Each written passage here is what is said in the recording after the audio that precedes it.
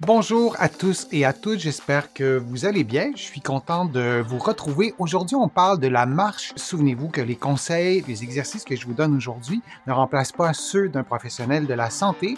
Vous allez trouver beaucoup d'informations sur la marche dans mon livre Lève-toi et marche et aussi dans mon livre Va prendre l'air qui parle de la respiration, mais qui parle aussi du plein air. Alors, lorsqu'on marche et on a des engourdissements, aux membres inférieurs. Et souvent, les engourdissements sont très précis. C'est pas n'importe où, n'importe quoi, très précis après une certaine durée précise aussi. Certaines personnes vont me parler de faiblesse, certaines personnes vont me parler de douleur aussi, mais on revient à la question, on parle d'engourdissement. Ça peut être une hernie discale, je vais vous montrer des images après, une sténose spinale, la maladie artérielle périphérique. J'ai mis un petit astérisque parce qu'il y a d'autres symptômes, ça peut différer, mais allons-y rondement. Donc, on a ces trois possibilités-là et ça peut être autre chose aussi. Alors, je sais pas une liste exhaustive, j'essaie de circonscrire un peu le propos, mais on retient trois principales causes que je viens d'énumérer. Donc, on a un disque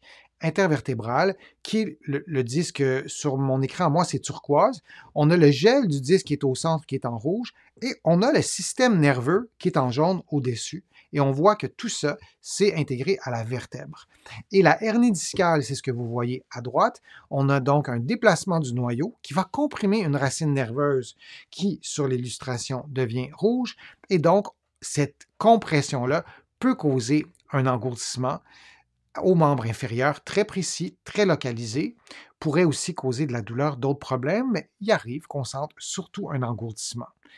Parfois, il peut y avoir de la douleur au dos, des tensions, mais bon, c'est des symptômes qu'on peut voir. Alors, si on regarde maintenant sous un autre plan. Donc là, on ne voit pas la colonne, c'est-à-dire on n'a pas le même plan que l'illustration précédente, mais on a une compression nerveuse et on pourrait avoir notamment des engourdissements aux membres inférieurs. Et selon l'endroit, selon la racine qui est comprimée, qui est irritée, on aura des symptômes qui seront situés à des endroits précis. On peut avoir une sténose spinale. Alors là, on a les vertèbres, on a le disque. Si on regarde l'illustration, on voit qu'il y a une sténose spinale à gauche, il y a beaucoup moins d'espace et on a un canal spinal normal à droite.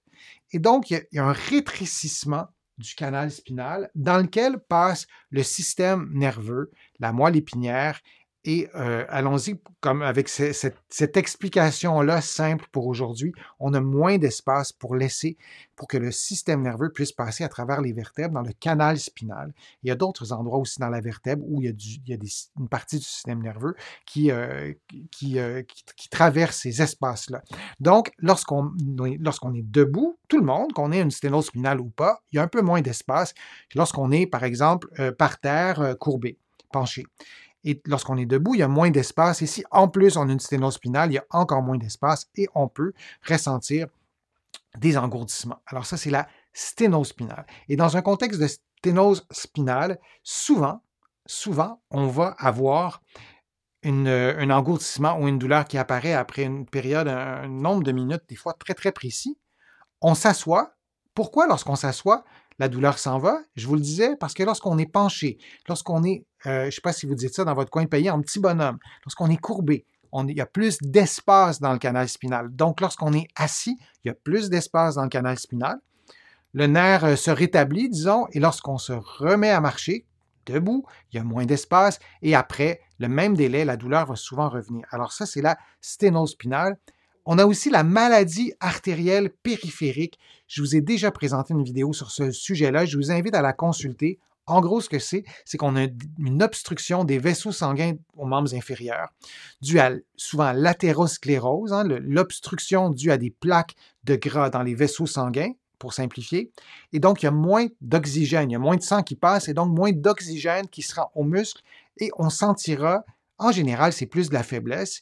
Certains patients vont le décrire comme des engourdissements, mais ça serait en général plus une faiblesse, mais peut-être que certaines personnes le décriraient comme des engourdissements. Alors ça, c'est la maladie artérielle périphérique. Le problème, c'est lié aux artères, pas au système nerveux. Donc, on a hernie discale, on a sténose spinale et on a maladie artérielle périphérique. C'est les trois symptômes. Alors, que faire? D'abord, je sais que je vous le dis souvent, mais consulter, et là, il faut éliminer des choses. Alors, si on pense que c'est une hernie discale, on va faire un examen clinique, on va vous poser des questions, on va faire l'histoire du problème, et déjà, on a une bonne idée. Même chose pour la maladie artérielle périphérique, c'est cardiovasculaire. Donc, on aura d'autres questions, d'autres examens.